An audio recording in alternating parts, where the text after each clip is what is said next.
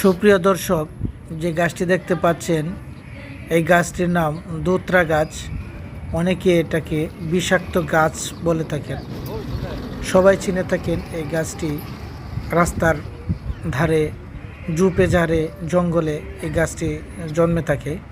এই গাছের ফুল বা এই গাছের ফল, পাতা যদি কেউ খায় তাহলে পাগল হয়ে যায়।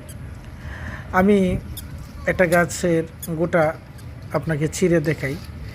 এই যে গোটাটা দেখতে পাচ্ছেন, অনেকেই চিনেন এই গাছটা।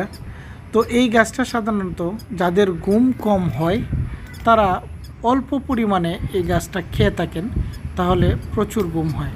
কিন্তু পরিমাণের অতিরিক্ত যদি কেউ খেয়ে ফেলেন তাহলে অবশ্যই পাগল হয়ে যাবে, এতে কোনো সন্দেহ নাই। সুতরাং সাবধান, এই গাছটা কেউ খাবেন না বা অন্য কাউকে খাওয়াবেন না। যদি খাওয়ান তাহলে এটার নিশ্চিত পাগল হয়ে যাবে। সাবধান থাকবেন, এই গোটাটা কাউকেই খাওয়াবেন না, নিজেও খাবেন না। ভালো থাকবেন সবাই। ধন্যবাদ সবাইকে। আসসালামু আলাইকুম।